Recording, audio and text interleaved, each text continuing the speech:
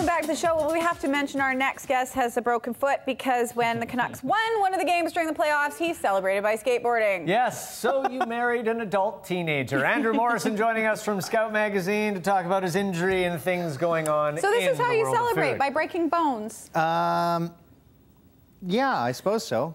For every beer you have, it takes 3 years off your life. We should probably back this up and mention that you have a skateboard ramp in the Scout Magazine offices. Yes. And that is the place where this injury actually happened? Game 2, I had about 6 or 7 guys over, and we were riding the ramp and drinking some beers, and then we went and saw the game at the local pub.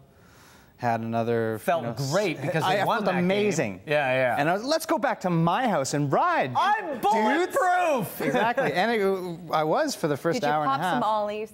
I popped some serious ollies. What did you do it on? What trick? Were you tricking? It was a frontside disaster that turned into a lip slide. Literally. And then I tried to, I know it's actually called a frontside disaster. Yeah. Frontside disaster that turned into an accidental lip slide that I think I tried to revert. So when you're not breaking bones, of course, Scout Magazine is where you can find out everything about the restaurant scene. We've got a lot to get to today because there's so many things going on as usual. Yep. And Mike and I had a chance to visit Save on Meats last week. It is amazing. What are your thoughts? It's pretty cool. I mean, that stretch of Hastings has seen better days, more interesting days. Maybe not more interesting days, I don't know. These are interesting times. And I think Mark Brand and his crew have done a superlative job of really maintaining the soul of what the original Save on Meats was, which is around for 50 some odd years. And it really was a pillar of the community back then, and then it just sort of disappeared, went off the radar, and in Gastown's sort of downslope. And now that it's up on the upslope, it's really just the cherry on the top. They didn't mess with the aesthetic. It's still very much a...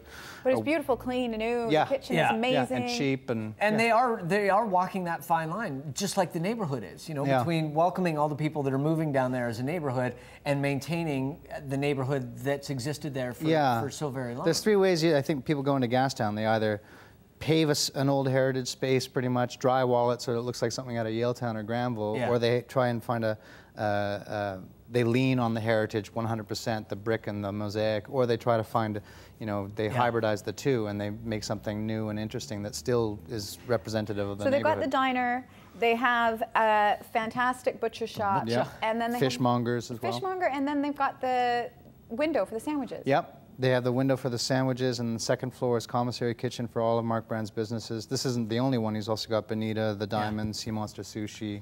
Who knows what he's working on next? How much of an impact will having that as a distribution point have on, you know, in terms of meats and butchers and everything, have on the restaurant scene in that area as well? Because it strikes me that it was kind of a missing link down there, right? Yeah, and you know what? We've had more than one. We've also had another butcher shop open up on the downtown east side called Big Lou's. So we're not. I mean, I live just a couple blocks from there. No, we're good right now. We're happy. Well, and that's a good thing to have in a neighborhood. And neighborhoods that don't have a good butcher, fishmonger, things like that, boy, you feel that deficit. Yeah, you wake up and I want some Applewood smoked bacon. Man. You know, I'm not going to go to Whole Paycheck or Whole. Let's talk about bitter. What and where? This is Sean Heather's new bar restaurant, and it's just across the street from Pigeon Park, next door to Save on Meats, just across kitty corner-ish. And it's in that old sort of, it's been shuttered for a long time, the Flatiron-ish kind of building where the trams used to go. He's got the whole, the main floor, and before Vancouver was a wine, you know, centric town with the Okanagan, it was very much a beer town.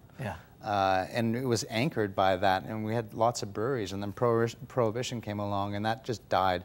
So this is sort of an homage to that. He's going to be selling 50 some odd beers. All the staff are going to be like hyper versed in ales and lagers and stouts and bitters and stuff.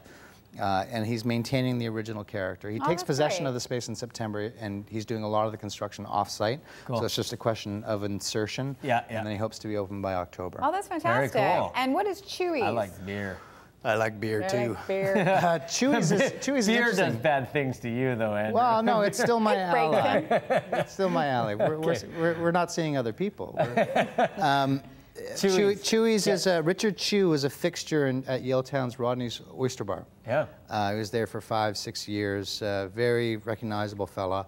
And he's picked up the space on U Street, which used to be carved, just up the street from Kids Beach. Right on the corner. It's a great spot, but nothing seems to be able to make it there. Nothing really has flooded. There was a Deso Bistro before Carve, and Carve lasted, I think, 2 years, which is not bad for that location. But there's a lot of potential. I mean, a lot of people live in Kits.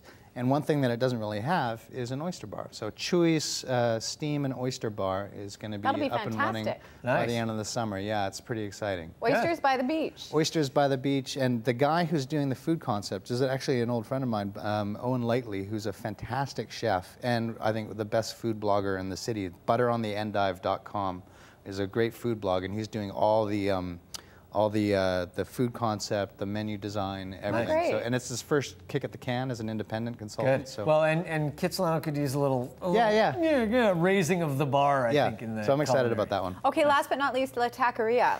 Well, La Taqueria has a location in downtown Vancouver, across the street from the New Amsterdam head shop. It always reeks like weed around there. It's and then best Mike place knows to where that place is. Best Sorry, place, I don't know what you mean. No. Best place ever to put a taco bar. Totally. Everybody's hungry. Hey, look, man. There's tacos here. But they're really good. They are really good. So they're opening a second location at Cambie and Broadway. In about a week and a half. Nice. July 15th, I think, is their target. Cool. Excellent stuff. That'll if you want to catch up on everything in the magazine, in the restaurant world, you can go Scout to Magazine. There you go. And if would you like to break some bones, drink 7 or 8 beers, and go on a skateboard ramp in the middle of the night. Come on over. There you go, Andrew's house.